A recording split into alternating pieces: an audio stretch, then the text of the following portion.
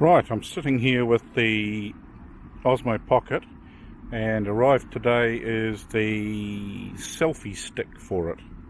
Never thought I'd actually use a selfie stick, but this is like a selfie stick on steroids. In case you're wondering, I'm actually been out on my bike today. First of all, we've got that bit there for holding your cell phone, and we can go in close. A collection of buttons that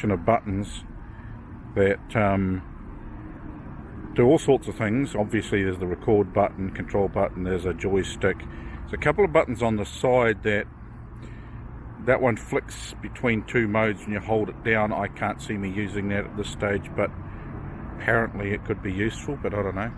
We've got a pivotable piece there that you can adjust the tension on. You can adjust the tension on the cell phone holder there. Little rubber thing, right, more or less in the middle, that comes out, and you can adjust the screw. There's the, as I said, there's the bit the Osmo Pocket fits in there, which I'll show. I'll do some video in a minute with it. Notice something that'll come in more relevant when I put the Osmo into this is on the side there's a cold shoe for mounting pretty much anything, but in its main purpose, as far as I can tell, is for mounting a light, which I have a light which I'll be putting in there. Now, I often connect the Osmo Pocket via Wi-Fi, which is what it currently is, so I can see on my phone what I'm doing. But for normal use, see the connectors in there out in the middle of the screen? That slides into the side of the Osmo and allows me to connect the Pocket to the selfie stick so that all those buttons can be used. The selfie stick will draw power from the Osmo, just like the Wi-Fi adapter does, so it will use power from the Osmo, so it'll drain the battery a bit faster, but so long as you're aware of that, it's fine. But at the moment I've got it the Osmo pointing towards me, which makes it nice and easy for doing stuff like this. It would even be easier if it wasn't such low light. And if I hit this button here, we'll turn it around and you'll see a bunch of rowers out on the river. And I can pan left or right, back to the centre, back to me.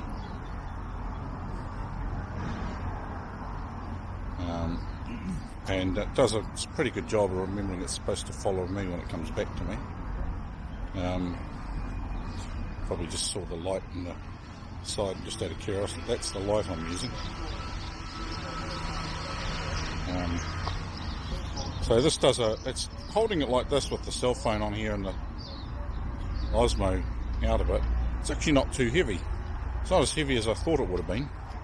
Turn that way, get a more balanced light.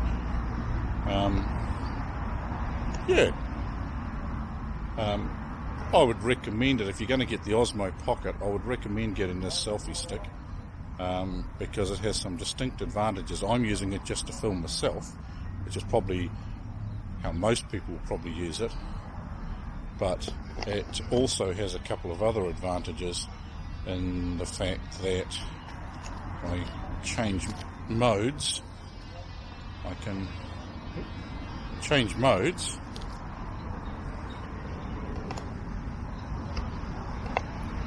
around there. It's keeping level. Change to that one and go around, and there's my bag, the battery holder, well, Osmo holder that's got basically the equivalent of 3 charges of the Osmo. If you look inside, it's got a place to hold the ND filters, plus the cover for the adapter port, plus the little adapter to plug it direct into the phone. And the means by which I got to where I am, because I decided to do this on the way home rather than sit in my place and do it. It's not the easiest location to do it, thanks to it being sunset. It's what, 3:30, 4ish, sun's going down. I'm not far from home, so I'll beat all the 5 o'clock traffic. But so I can do this. I'm going to be doing a thing with a bike at some stage, doing this sort of thing.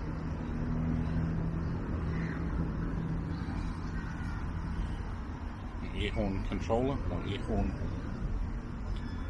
air container, my cup holder.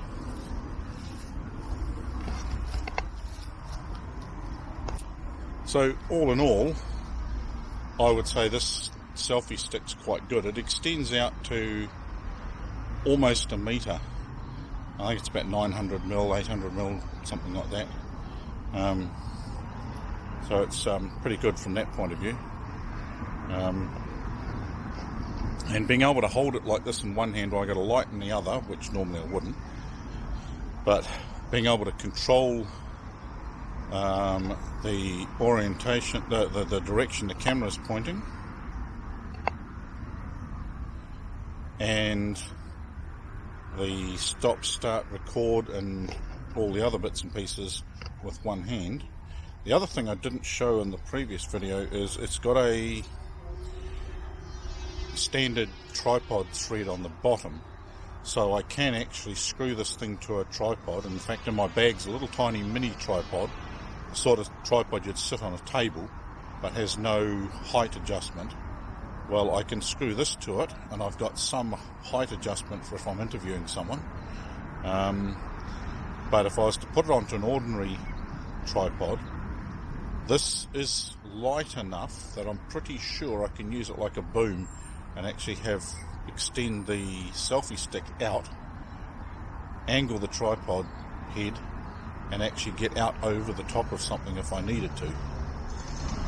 Can't see that being overly necessary for me, but yeah. But also it makes a good way to hold the Osmo, because if I put the Osmo straight up and down in line with the selfie stick, it just makes a really good way to hold it on a tripod. Anyway, well, that's my bit on the Osmo Pocket selfie stick that just came out. Personally, I think it's a brilliant idea. It pretty much covers everything I would use it for.